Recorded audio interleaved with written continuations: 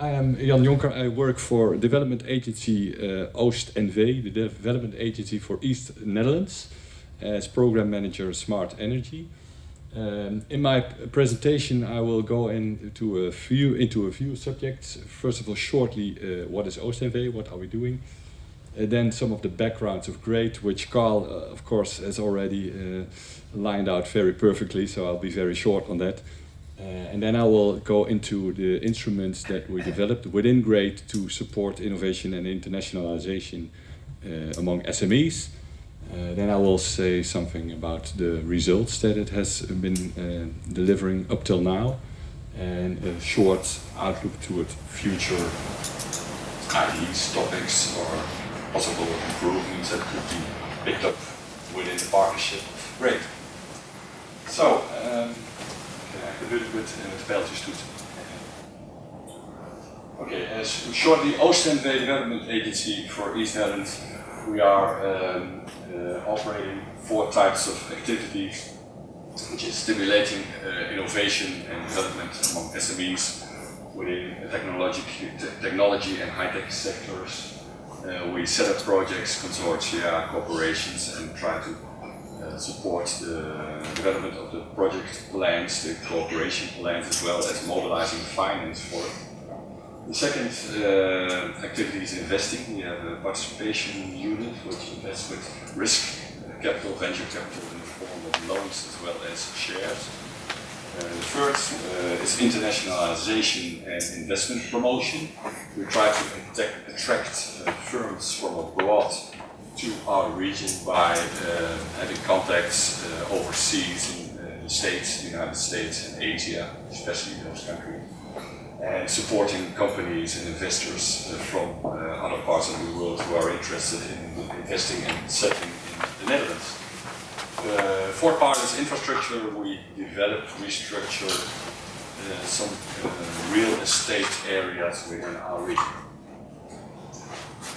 So we have, in sector-minded, we have a few topics which are focused for us, a few sectors, because we have a relatively concentration of activities and knowledge within those sectors. And those sectors are the agricultural and food sector, food innovation, life sciences, which means medical technology, life science and health, high-tech systems and materials, maakindustrie, excuse me for the Dutch word, it's manufacturing industries, and energy. Energy is a relatively new topic within our organization, which we are exploring now for about 2 years.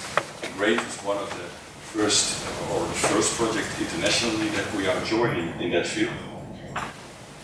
So, me myself, I work for the topic of energy, so it's relatively short, and we have a network organization set up, Smart Grid Alliances, together with Green Tech Alliances, which is a network company within our region.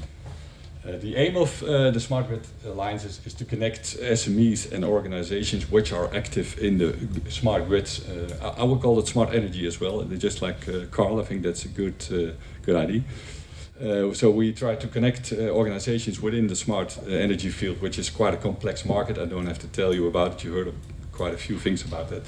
Because it's important to connect the different stakeholders and different type of organizations we think within this market. We support smart energy projects and initiatives, business development within smart energy, and promote the innovation in East Netherlands, because we think it's quite unknown how many possibilities there are within this field in our region, and how much more you can get out of it by promoting it very actively. So, as I said, GREAT, one of the projects, concrete project we have joined within the field of smart energy. The aims of GREAT, well, Carl went into this, so I don't have to say a lot about it, about information dissemination and opportunities in smart energy. My presentation goes especially into the third part, to encourage and support new smart grid technologies, products, service to be developed by SMEs. And the other part, which Saskia would do, is especially the second aim, to enable and promote the sector as a opportunity for SMEs, especially as users or partners within communities of smart energy. So, just like Europe, in the Netherlands we have an aim of decreasing the amount of fossil energy and get a larger amount of renewable and sustainable energy. Carl went into that as well as a very important aspect of the development of the GREAT project. So for us that is important as well as a development agency to stimulate more SMEs that can contribute to that. And at the same time we see, well, this is about a short picture for the Netherlands, which goes for all of Europe. We know the Lisboa goals, etc. on R&D within Europe. Europe has a lagging behind, especially in private R&D. This goes for the Netherlands as well, so we want to stimulate more research and development within the private sector to get a larger pool of innovations to bring growth and prosperity in the sectors that we want to support. So what does this mean? Do we want to have more SME entrepreneurs who are like this? Do we want to have more Einsteins? Or more, in Dutch, Willy Wortel? I don't know what the name is in English. Willy Carrot. Explain. For Orla Slavic, you know the figure.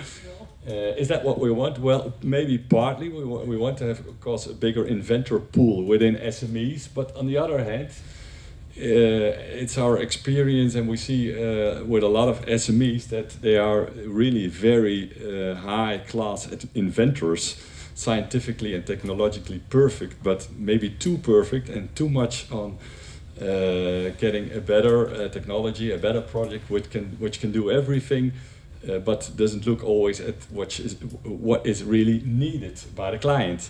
So in our way to stimulate, in our search to stimulate innovation and internationalization, we thought, well, we also need something else. And well, is this what we want then? Do we want him, the Wolf of Wall Street? Well, not really as well, but some parts of him are very good, and especially his sales capacities. So we don't want the betrayal and the part of it, but the sales qualities and talents are sometimes needed by SME entrepreneurs who want to bring their innovation further, especially on international markets. We did a little, within the GREAT project, we did a little survey among the SMEs in our region on their internationalization aspirations and their ambitions. And we saw there that there really was a need for more internationalization, and there was also lagging behind, also compared to other sectors that we are active in, on their relatively share of export and internationalization activities. And the demand from these companies was, of course, finance. We all need finance to expand our activities and to explore new areas. But we also saw there was a demand in support, expert support on different characteristics and aspects of the international markets that entrepreneurs would like to explore. And especially the field of regulations is very important in that. If you look at energy markets and the difference between the different countries in Europe. But also, in fact, the most important thing was what we saw was, this one we already saw, was contacts between companies. You see that relations are very important for companies to get to explore their international market opportunity. It all starts with communication. So we saw that within the GREAT project as well, that creating the opportunity for SMEs to communicate international, to have contact with different partner regions and countries was a very important aspect. So what we've done is we created an instrument for SMEs to support internationalization activities, and the instrument we wanted to use was really in 3 words, plug and play, which meant no very bureaucratic and high barrier conditions and regulations on how to get this support instrument. But simple conditions, relatively quick decision on granting, no application for matching with other investors or difficult kind of structures, and as less as possible administrative burden. So in that way we wanted to have a simple hefboom, I forgot the English word. When you see the picture you know what I mean with it. So just a little pushing it back to make it possible for companies to go international and create new contacts, explore opportunities. So we did that with vouchers. We created a voucher instrument within the Great Project, vouchers that can be used by SMEs in different sorts. So is that a new thing in Europe? Well, not really. There are more projects which have been using vouchers as instruments to stimulate innovation within SMEs, but they are more directed at the research part and, for example, facility sharing. So as Oost NV, we've done an internet project which is aimed at facility sharing in the life science industry, which means that it supports SMEs who want to make use of laboratory or specific facilities within European regions that are not present in their own region. But what is new about our voucher that it is more at stimulating market introduction and implementation. So it's from the funnel of R&D innovation towards market introduction. It's much more to the right side of this funnel. So that is quite a new thing. I think it fits within the policy and development trends within the European Union, where there's an increasing awareness that we have to stimulate market introductions and not only research. That is also about how to get your innovation into the market to be successful as a European economy. So we developed three types of vouchers: market opportunities, €2,000, matchmaking for €4,000, and consortia building for €6,000. All sort of stepwise getting more into its introduction into the market, and costs that can be that are eligible are, shortly speaking, travel accommodation cost and experts that you want to hire to support your internationalization or to organize your consortium in the last type of voucher, to organize your consortium and to get technical or juridical support. So I'm going into some of the results that we had from the application of the vouchers. So we had three partners that are joining this part of the project. These are the amount of vouchers. I won't get into detail, that costs too much time. As you see, most of the vouchers are spent by the Irish partner, Uderus, and Westbig, I should include, of course, and Oost NV. And you see that about two-thirds of the vouchers have been used on internationalization, and one-third on matchmaking, and up to now 2 on collaboration, so really getting a tender bid to be supported. So that's quite a concentration on the internationalization. We're still looking at where has this got to do with. We think it's got to do with that these companies are mostly very young and they don't have a lot of internationalization experience. So this first step in exploring your possibilities is probably an important reason that there has been much attention towards the first type of vouchers. When you look on the markets that the vouchers have been spent on, this is for the Dutch vouchers, and you see a very concentration on nearby markets. Especially Germany is very interesting for the companies in our region, which might not be very surprising because it's close by and it's on the one hand, and on the other hand it's a very big market and there is a lot of renewable energy activity. So these components led to a very high attention towards Germany. Further on, in quite a few firms active in England. And for the Irish vouchers, you see about the opposite. I don't have the exact figures, but I saw from Margaret, her results so far, that there is a big interest in the UK and in Scotland for Irish companies. So you see that especially nearby countries are the first stepping stone to get more international active. When you look at the vouchers spread across the different segments, for the Netherlands you see that renewable sustainable energy generation is the biggest share of market where companies are active in. Quite a bit on green ICT as well. So green ICT, you could sort of see the same as smart grid monitoring and software type of products that Steven just gave a few examples of. We have some companies on storage, one of the companies as well that Steven described, and on heat pump. And looking towards Ireland, you see some way a bit comparable spread across the sectors. Also, the biggest is sustainable renewable energy generation, and a little bit more installation and heat pump related activities. So the retrofitting, which was mentioned by Carl, is one of the groups of companies in that area, one of the groups that are active on in Grade.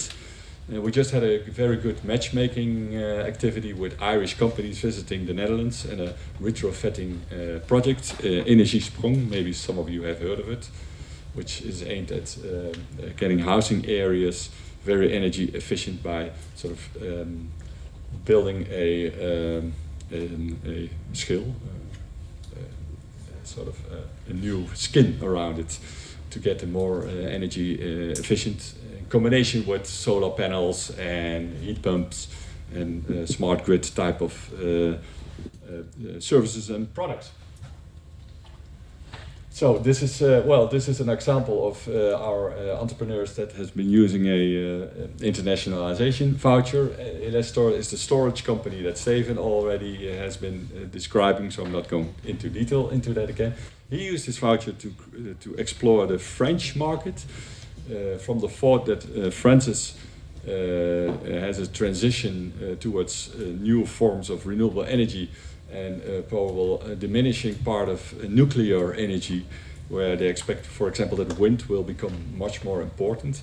So he has been getting contacts with energy companies and also communities that want to invest in smaller scale wind mill facilities, where he could have a very good solution to store the energy that is not being used right away. So there's Elestor, another Steven is back again. I see. I was just saying you had the same example as I have as one of the voucher users of Grade. Another example is the Deep Water Energy, which has developed a project, the Orion Water Mill, which is a water generation technology which is applied in the streaming water, so in rivers, but also in tidal situations. So their installation has been tested in different lower stream areas of rivers in the Netherlands, the Rhine and the Waal.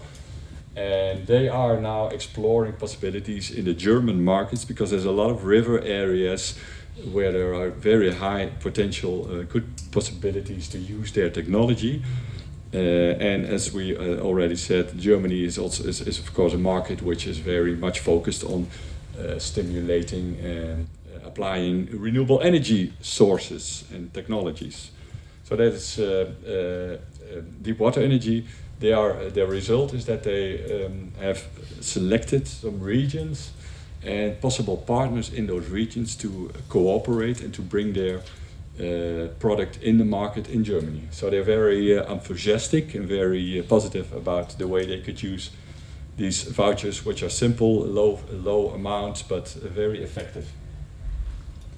So results so far, as I already came to in my story, clearer marketing strategy for European markets for these companies is important, which can lead to more specific partner search. Some leads for launching customers that have been created. The improvement also of the product development to a specific market and demand conditions or aspects, market elements. Of course, the contacts with companies and organizations in the partner regions, which have a lot of follow-up and buy effects into possibilities, as for example this matchmaking event with the Irish companies, matchmaking events generally, and partners to develop their market-specific products.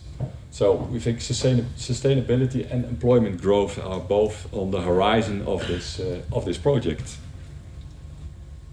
So shortly after I finish my part, what could be improved or what could be different? A few things, a few ideas. Well, recommendations. Internationalization, very important. I think we have to go on stimulating, getting the contacts internationally.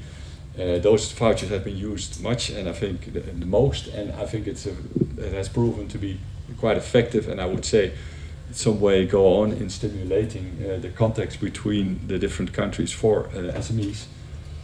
Another aspect which could be used in possible follow-up is the idea of getting launching customers involved in stimulating internationalization.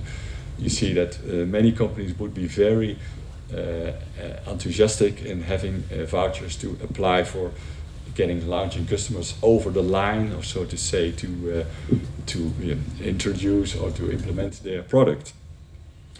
Well, this is the project that we visited with the Irish companies in the Netherlands, Energy Sprong, one of their housing areas. And I show this picture because I think for a follow-up or the future, the involvement of SMEs in concrete projects can be very useful in stimulating innovation. So if we set up projects where we support SMEs, that's great. As the project is called, but it is even greater if we can involve SMEs into concrete projects and not only having to let them search for tender bids, because we see those tender bids have been used less than the other instruments. So, what is beyond great? As a final thing, we are working, as Carl also mentioned, we are working on a follow-up with most of the partner regions. And we call it greater, so that's an idea which is in development now, especially aimed at retrofitting of areas, housing as well as commercial buildings, but also in stimulating and developing virtual power plants, and of course the combination of microgrid type of solutions with retrofitting. So that's my story. Thank you very much. And if you have any direct questions. Yes, I have two. Maybe I missed it, but if you talk about the vouchers, how many companies have actually used the vouchers? Second question, when I looked at the markets, obviously the near markets are there, but I missed Belgium in that respect. Yes. First question, we have for the Irish and the Dutch company, we have set out about 30 vouchers. We're still in the last phase of the project, but it's about 29 or 30. It will be around 30. For Basildon, I cannot give the exact figure. They are still working on the granting of it, and they're not here today. But about 30 up till now. And the Belgium, you didn't see the Belgium results in it because the Belgian partners are not participating in this specific work package. So we discussed it with Smart Grid Flanders, but they came into the project later on, after we already started. And I don't know the exact reasons, all I might know more about, but it was practically and project related, not very handy to let them do this now. But when we were on the road, Heidi Leenaerts from Smart Grid Flanders realized, hey, this might be interesting for our members and partners as well, but well, project related was not very easy to do it. So it does not mean there is no interest in the Belgian market? No. Just no. Oh, well, my answer related more towards Belgian firms participating. It's interesting that they have not been used for the Belgian market, indeed. Yeah, but maybe some of the Irish companies have been using the vouchers for more countries, so maybe also for Belgium. I don't know, Margaret, if you can say something about that. But I wouldn't say it's a lack of interest for the Belgian market.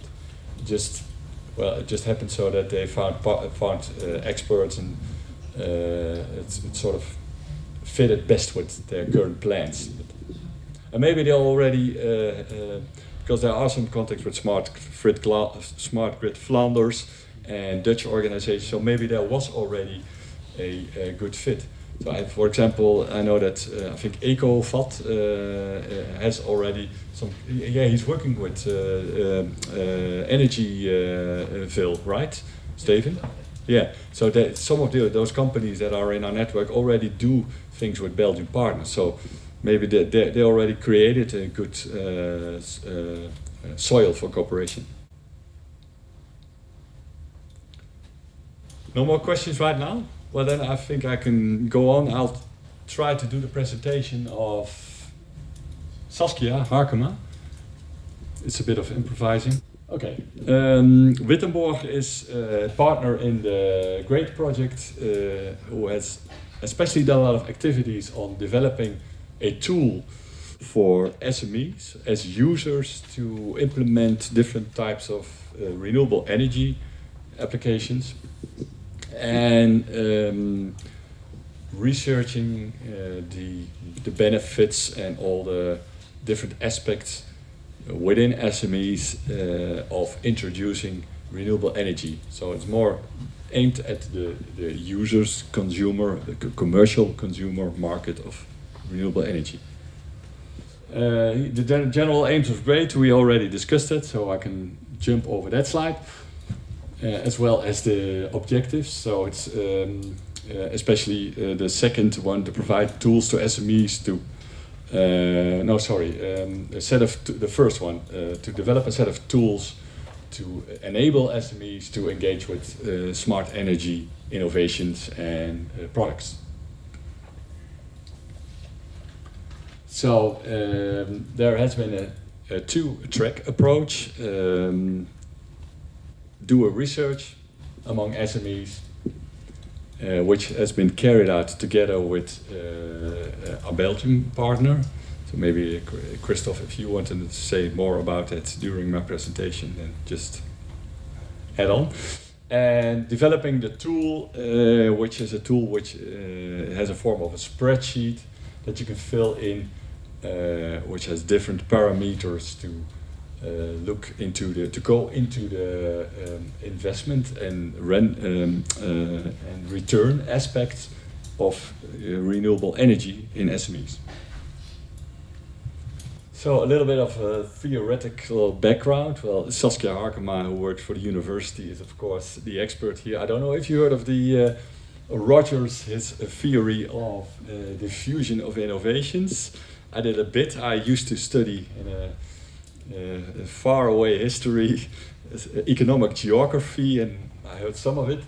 It's about the way that innovations spread among communities and the different aspects that play a role in it to influence the rate of adoption, which has to do, of course, with the complexity, nearby advantages, the visibility of innovations, but also, of course, adapter characteristics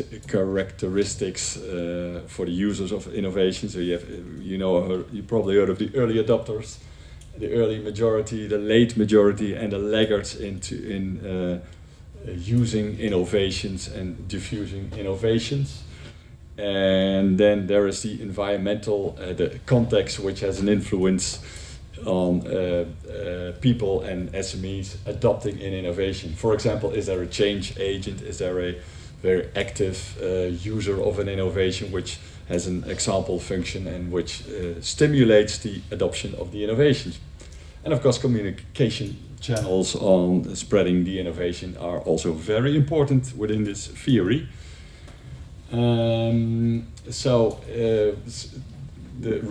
The results that came out of the study that has been done by Saskia Harkema on how did innovation in smart energy diffuse among SMEs, and what are the barriers, show that cost, of course, is all about the money. High investment is a very important aspect in getting sustainable solutions into SMEs, especially in the Netherlands. Less important. Especially in Belgium, as it showed out, less important in the Netherlands. But for all SMEs, a clear strategy on how do we deal with energy, how do we see our future within energy, what are we going to do and invest. A clear strategy is in many cases absent, which is an important conclusion. There is not always a tradition on long-term strategic plans within SMEs, which, well, it's not only in terms of energy, but on different aspects. You see that more or less that SMEs have a shorter horizon when it comes to making plans and getting things implemented. The switching costs towards smart and renewable energy is, of course, also very important. And investing in sustainability is not really a priority for SMEs. They're still busy with other very important things, especially, of course, since the crisis years, different other elements or items, problems sort of dominate the day-to-day activities. So those are barriers that come from the research on the level of the entrepreneurs. Saskia also has seen some institutional barriers. I think it wouldn't surprise anyone that what came out of it, that there is not really a clear institutional structure towards energy and how will we deal with energy society in the future, pricing, taxes, all kind of elements that are, well, part of the crystal ball that Steven has showed us in his presentation. So that's, not really contributing towards the willingness and eagerness to invest in renewable energy. Well, I have to look at the slides because they're new to me as well, so excuse me for that. The lack of information I think was an important thing, as was highlighted also by Wittenborg, that to have more information about how can we get plants running and what are advantages, disadvantages. And once again, communication channels a key factor in persuading SMEs to act and to invest in renewable energy. So then these were the institutional related aspects, and then of course investment is very important as a factor of implementing renewable energy solutions into SMEs. And there comes, it has a relation of course with institutional, because tax advantage, for example, and relating to your investment is also related to institutional factors. And well, return on investment is a very important indicator for SMEs. SMEs want to have a clearer picture on that and want to see prefer, of course, to have a quite a short or medium-sized term to see what return their investment will create. And that is also why the tool for SMEs has been developed by Wittenborg. Very quite an easy, transparent tool to see how your investment in solar or in wind, or as community into smart grid services and products will lead to return on investment in energy perspective, as well as financial perspective. Well, this, as I said, it is a spreadsheet which has a lot of variables included in it. The first is a quick calculation. It enables the input of a limited amount of variables. amounts of, for example, of money that you invest, amount of energy in kilowatt hours that has been generated by your investment. And the second one has some more categories into different types of technological factors of exploitation, which deals a bit with the different situation in all the countries that are participating. Because this tool, and that's a very good thing about it, I think it has been developed in that way that you can use it for the Belgian market, for the UK market, the Irish and the Dutch market, for SMEs within all these countries. And there is a spreadsheet included which has more cash flow analysis, so shows you directly as entrepreneur what kind of money do I need tomorrow or next year if I want to invest in 200 solar panels or a windmill. I'm not really sure if we will see the tool. Yeah. I think. How can we get to that tool? Yeah, well, how you can get to it on the internet? It's available. Yeah. Where's the address? Oh yeah, it's over there. Yeah, but probably it will be in one of the slides. Yeah, these are so spreadsheet different variables. I think I've said most of what is shown here. Yes, well, this is more into detail, different aspects about the parameters and the variables. I think the presentations will be sent to everyone joining today, isn't it? I look at Christoph, or yes? Yeah. So if you want to have a look at it later on, you can. And you can contact Wittenborg, Saskia Harkema, or Maggie Feng to have more, to use the tool, or you can use it online, but if you want to know more about it or have questions.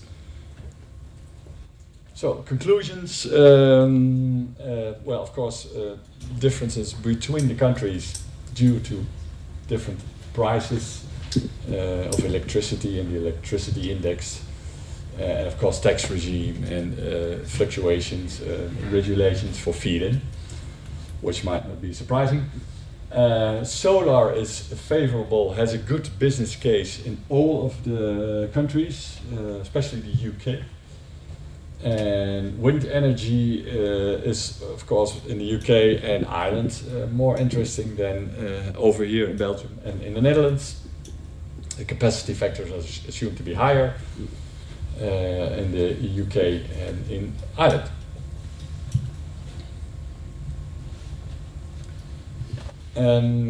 Further research, no, this is still about the conclusions. A straightforward.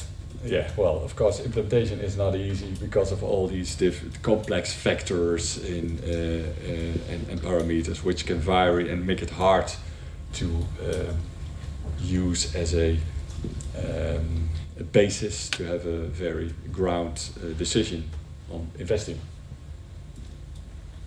And of course, besides that, the success of the initiatives taken will, of course, depend on market acceptance and adoption. So that's the theory of Rogers that has been related to by Saskia. Acceptance, the first users, etc., and the communication. It's very important in getting it all more implemented. So as further research, Wittenborg developed a tool to support SMEs in their decision-making process, to accelerate the process of making a decision on investment. Okay, in the coming months, this tool will be tested, and well, Wittenborg expects to carry out further research to get more insight into factors that stimulate or constrain SMEs in the adoption process on smart energy. So this is a short. It gives an image of the tool that Wittenborg has been developing. So I hope my story of Wittenborg came over a little bit. It's not my presentation, but thank you anyway for your attention.